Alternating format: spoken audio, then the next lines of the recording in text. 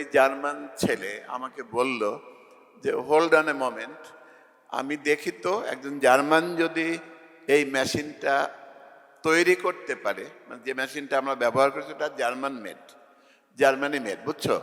তো একজন জার্মান ব্যক্তি যদি এই মেশিন বানাতে পারে, আমি একজন জার্মান হয়ে এই মেশিনটা একটা আউট অফ অর্ডার হয়েছে, এটা অর্ডারে আনতে পারবো না কেন? এই কনফিডেন্সটা দেখো, এই কনফিডেন্সটা। এবং সে কী সব করলো, টিপাটিপি করলো, গুতাগুতি করে ঠিক করে ফেললো। আমার বললো যে Ilyas, machine is perfectly okay, now you can use it. এই যে কনফিডেন্স, আমি পারবো না কেন, আমাকে পারতেই হবে, আমি পারবো। বারাক ওবামার কথা তোমাদের মনে আছে না? মনে পড়ে নাকি? তোমাদের জন্মের আগের কথা নাকি? বারাক ওবামা নাম করে আমেরিকার প্রেসিডেন্ট ছিলেন একজন। উনি যখন ক্যাম্পেইন করেন প্রেসিডেন্সিয়াল ইলেকশনে, ওনার স্লোগানটা ছিল ইয়েস উই ক্যান। আমাদের দেশে সারাক্ষণ হতাশার কথা শোনানো হচ্ছে, আমাদেরকে বলা হচ্ছে আমাদের দিয়ে হবে টবে না, আমাদের সব আমদানি করতে হবে। 55 বছর হয়ে গেল আমরা শুধু আমদানিই করি। খেয়াল করছো না?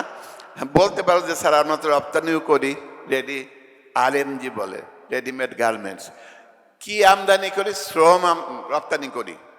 মানে ওই জিনিস বানানোর জন্য যত জিনিস লাগে সব কিন্তু আমরা আমদানি করি, মানে বোতাম থেকে শুরু করে সব কিছু, ফেব্রিক। শুধু আমাদের শ্রমটা, আমাদের গার্মেন্টস কর্মীরা এটাকে বানিয়ে দেয়, এই শ্রমটা রপ্তানি করি। তাহলে এটাকে রপ্তানি করা বলে নাকি? বলো তো, এটাকে রপ্তানি করা বলে? আমরা এটা নিয়ে আসি, আমরা রপ্তানি করতে পারি। আমাদের জনশক্তি রপ্তানি, হ্যাঁ, জনশক্তি আনস্কিল। আমরা একটু স্কিল করে করতে পারতাম না? একটু স্কিল দিয়ে করতে পারতাম তো, পারতাম না? এইগুলো যে হয় নাই, না হওয়ার পিছনে দায়ী কারা? মূলত এই যে এমপি সাহেব দাঁড়িয়ে আছে, রাজনীতিবিদদের মূল দায়ী। রাজনীতিবিদদেরই দায়িত্বটা নিতে হবে।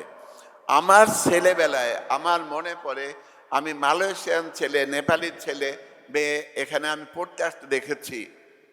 আর এখন আমার দেশের হাজার হাজার ছেলে মেয়ে মালয়েশিয়ায় পড়তে যাচ্ছে। আমাদের মাননীয় প্রধানমন্ত্রী গতকাল বললেন যে উনি মালয়েশিয়া সফর করার সময় দেখলেন বিশাল করে চলার পথে সামনে বিশাল করে বোর্ডে লেখা এডুকেশন ফার্স্ট। তার মানে মালয়েশিয়া যে এই যে উন্নতির দিকে চলে গেল, ওই অবস্থা থেকে এই অবস্থায় আসলো শিক্ষা দিয়ে আসছে। আর আমাদের শিক্ষার অবস্থা কি? ভয়াবহ। শিক্ষার অবস্থা কি? পড়াশোনা নাই, ঘুরে বেড়ানো আছে, স্যাররাও অতটা অ্যাটেন্টিভ না, এবং যোগ্যতা দিয়ে আমরা নাকি সবসময় অ্যাপয়েন্টমেন্ট দেওয়ার চেষ্টা করি। আমরা বলি, কথা ঠিক না, কথা ঠিক না, তাই না? তোমরা তো এত ছোট মানুষ, হয়তো জানো না। আমরা সবসময় বলি যে আমরা মেধার ভিত্তিতে করি। এ পর্যন্ত যা বলা হয়েছে সব বেশিরভাগই অসত্য কথা। আমাদের দেশটা এমন পর্যায়ে গেল যে আমাদের দেশে প্রাচ্যের অক্সফোর্ড বলে পরিচিত, আমরা বলি প্রাচ্যের অক্সফোর্ড, আমরা জানি তার অবস্থা কত খারাপ, কিন্তু বলি তো প্রাচ্যের অক্সফোর্ড। ওখানকার ভিসি বলে যে আমার এখানে 10 টাকায় সিঙ্গারা পাওয়া যায় আর কি চা পাওয়া যায়। এটা একজন ভিসির বক্তব্য হতে পারে, যিনি একাডেমিক ইনস্টিটিউশনের প্রধান? University is meant for generation of knowledge. Knowledge সৃষ্টি করার জন্যই ইউনিভার্সিটি বানানো হয়েছে। ঘরে ঘরে ইউনিভার্সিটি বানিয়ে লাভ কি? কলেজগুলোতে যে অনার্স স্কুলে দিয়েছে, কোনো ব্যবস্থা নাই লেখাপড়ার, কিন্তু ডিগ্রি হচ্ছে, কাগজ পাচ্ছে। বেকারের জন্য অনেক বেশি। এখন বর্তমান সরকার চেষ্টা করছে কারিগরি শিক্ষা বেশি দিয়ে, টিআই স্কিল দিয়ে বিদেশে রপ্তানি করে আমাদের একটা ব্যবস্থা করবে। তো চিন্তা করো যে গত 30 বছর কিংবা বেশি জাতীয় বিশ্ববিদ্যালয় কি প্রডিউস করেছে। এত MA পাস ছেলে মেয়ে। আমি একজনকে জিজ্ঞেস করলাম 3rd ইয়ারে পড়ে, জিজ্ঞেস করলাম যে আমাদের দেশের সাথে কোন কোন দেশের বর্ডার আছে, বলতে পারলো না। এটাকে পড়াশোনা করা বলে? বলো, কথা বলো। তাহলে আমি এতক্ষণ ধরে যা বললাম তার সারাংশ হলো যে তোমরা ডে 1 থেকে জ্ঞান সাধনায় তোমরা নিজেদেরকে নিয়োজিত করবে। রাজি? যদি তোমরা এটা সত্যি সত্যি করতে পারো, এই কয়জন বিজ্ঞানী যদি হয় বাংলাদেশে, তোমাকে পৃথিবী ডেকে নেবে। তোমার চাকরি খোঁজা লাগবে না, তো তোমার চাকরি খোঁজা লাগবে না। তোমার যদি যোগ্যতা, তোমার ভিতরে যে গুণাবলী দিয়ে তোমাকে পাঠানো হয়েছে পৃথিবীতে, সেটা যদি পুরোপুরি তুমি বিকশিত করে ধরতে পারো, এই যে ফুলগুলা না, ফুলগুলাকে আমরা কত ভালোবাসি, তুমি এরকম ফুটন্ত ফুল যদি হতে পারো, তোমার চাকরি খোঁজা লাগবে না, তো চাকরি তোমাকে ডেকে নেবে, ঠিক না? চাকরি তোমাকে ডেকে নেবে। সুতরাং কেমনে চাকরি পাবো, কি হবে, এত বেকারের দেশ, এটা নিয়ে না ভেবে পড়াশোনায় আত্মনিয়োগ করতে রাজি? Very good. এটা বোরিং কথাবার্তা, খালি পড়াশোনার কথা বলছি, তাই না? আর একটা প্রশ্নে আসি, সেটা হলো যে আমাদের কল্পনা করে দেখো যে শিবির নামের এই সংগঠনটা আমাদের নাই, আমাদের রাষ্ট্রের ভিতরে এই নামের সংগঠনটা নেই। তাহলে দেখো, তুমি চারিদিকে খেয়াল করে দেখো যে আমাদের ছেলে মেয়েরা অন্ধকারে হাবুডুবু খাচ্ছে। তারা জানে না জীবনের উদ্দেশ্য কি, তারা জানে না পৃথিবীতে আমরা কেন আসলাম, তারা জানে না যে পৃথিবীতে আমাদেরকে কে পাঠিয়েছে, তার কাছে কোনো জবাবদিহিতা আছে কিনা, আমাদের কোনো দায়িত্ব আছে কিনা, পাঠানোর পিছনে মূল উদ্দেশ্যটা কি ছিল, এ নিয়ে কোথাও কোথাও কোনো বইয়ে পড়ানো হয়? হয় হয় না তো। এই শিবির নামের একটা বিশ্ববিদ্যালয় যদি তৈরি না হতো ৭৭ সালে, তাহলে তোমরা এই আলোর মুখ তো দেখতে পেতে না, আমরা তো অন্ধকারে হারিয়ে যেতে পারতাম, ঠিক না? কি ঠিক বলতেছি? তাহলে তোমরা শিবিরের পক্ষ থেকে যে তোমাদেরকে বরণ করা হচ্ছে, তুমি শিবির করবে কি করবে না তার জন্য আমি কোনো চাপ সৃষ্টি করতে চাই না। তুমি দেখো, পড়াশুনো করে দেখো, তুমি তো পড়াশুনো করতেই আসছো, তুমি পড়াশুনো করতে তো আসছো, তাই না? তুমি সব কিছু পড়াশুনো করে দেখো যে কে তোমাকে, তোমার পুরোপুরি তোমাকে বিকশিত করার কথা কে বলে। শিবির ছাড়া আর কেউ আছে নাকি এখানে বলার মতো? যদি না থাকে, আমরা বড় হয়ে কি হতে পারি জানো? আমরা বড় হতে লুটপাটকারী হতে পারি, আমরা বড় হয়ে চাঁদাবাজ হতে পারি, আমরা বড় হয়ে সন্ত্রাসী হতে পারি, আমরা বড় হয়ে মানুষের উপর জুলুম করতে পারি, যেগুলা পুরোপুরি দেখতে পাচ্ছ। ৫৫ বছরে বাংলাদেশ দাঁড়াতে পারে নিজের পায়ের উপরে। এটা কি হতে পারে একটা স্বাধীন দেশ? একটা স্বাধীন দেশ এভাবে চলতে পারে? আমরা পারিনি, আমাদের পারা উচিত ছিল তো, তাই না?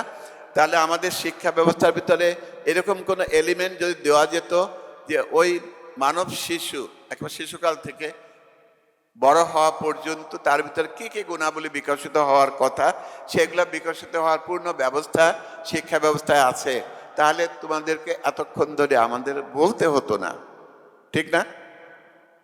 তোমরা কিন্তু শিখে আসতা না? মাকে ফাঁকি না দিয়ে আসতো কয়জন? হাত তুলতে পারবা?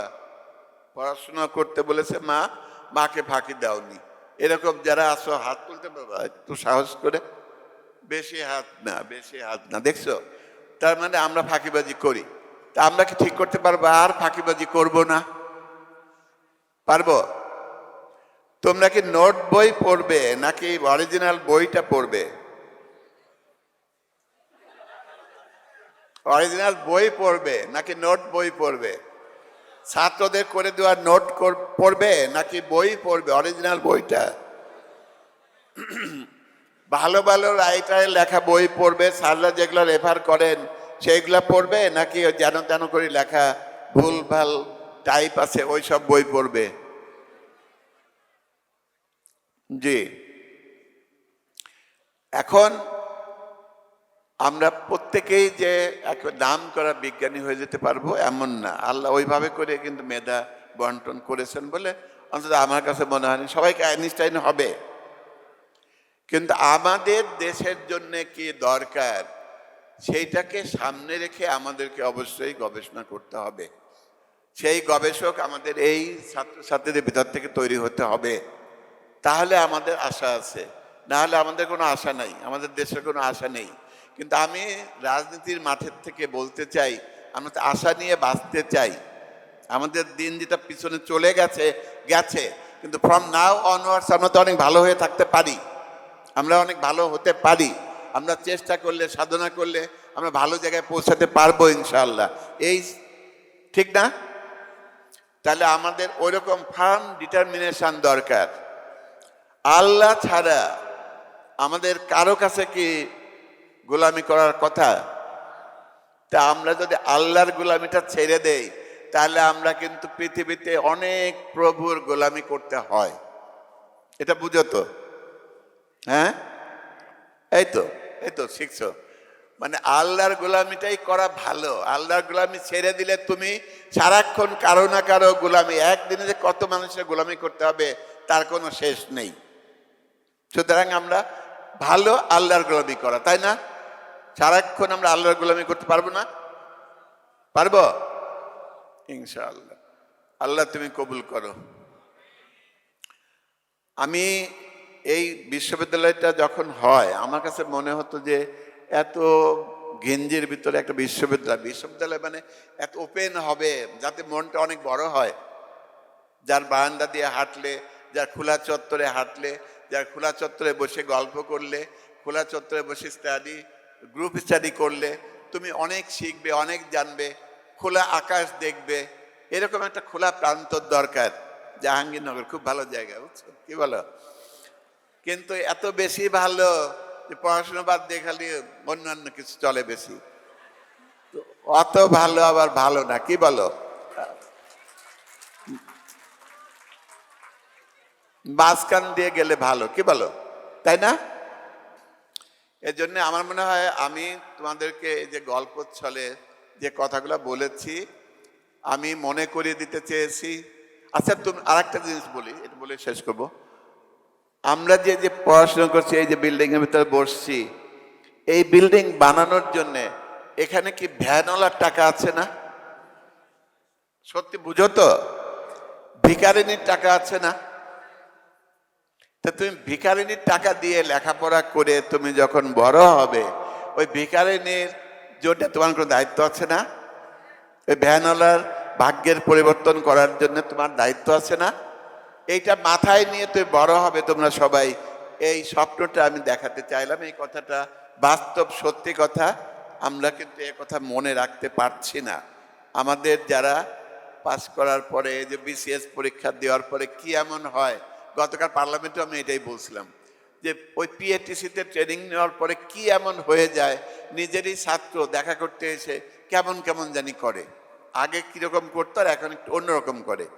এটা বললে আমাদের ওই যে সেক্রেটারিয়েটে যারা বসে আছেন এই বক্তৃতা তারা নিশ্চয়ই শুনছেন, তারা নিশ্চয়ই আমার উপর গরম হয়েছেন। কিন্তু এটাই সত্যি কথা। তুমি যখন বড় হয়ে যাচ্ছ, তুমি একটা ভালো পজিশনে যাচ্ছ, তুমি আর কারো কথা মনে রাখছো না, শুধু নিজের কথা, বড়জন নিজের পরিবারের কথা। এর বাইরে আর কারো কথা তুমি ভাবতে রাজি না। তুমি কি ওই রকম একজন মানুষ হবে? ওই মানুষ গড়ার জন্য আমার এত মানুষের টাকা খরচ করার দরকার আছে? তাহলে তুমি বড় হবে আল্লাহর গোলাম হিসাবে বড় হবে। তুমি বড় হবে এই দেশের একজন খাঁটি দেশপ্রেমিক হিসাবে বড় হবে। তুমি বড় হবে এদেশের সকল মানুষের প্রতি যে তোমার দায়, সেই দায় মনে রেখে তাদের দায় পরিশোধ করার জন্য তুমি বড় হবে। তুমি বড় হবে যে আমাদের দেশটা পৃথিবীর বুকে মাথা উঁচু করে দাঁড়াবে, স্বাধীন সার্বভৌম জাতি হিসাবে, সমৃদ্ধ জাতি হিসাবে দাঁড়াবে। সেখানে তুমি কন্ট্রিবিউট করবে, এই জন্য তুমি বড় হবে। তুমি বড় হবে যে তোমার আবিষ্কার করা জিনিস পৃথিবীর মানুষ গ্রহণ করবে। আইনস্টাইনের কথা কে না জানে? আমাদের এখানে আইনস্টাইনের মতো সায়েন্টিস্ট হতে পারবে না? পারবে তো, কি বলো? আমাদের স্বপ্ন দেখতে হবে, স্বপ্ন দেখতে হবে, সেটা বাস্তবায়ন করার জন্য সাধনা করতে হবে। এই সাধনা যদি তোমরা করো, আই এম কোয়াইট শিওর যে ইনশাআল্লাহ এই যে এত সুন্দর আয়োজনের মাধ্যমে তোমাদেরকে যে বরণ করা হলো, গোটা পৃথিবী তোমাদেরকে বরণ করার জন্য রেডি হয়ে থাকবে। এই আমার এই স্বপ্ন যেটা তোমাদের দেখালাম, এই স্বপ্ন আল্লাহ যেন পূরণ করেন।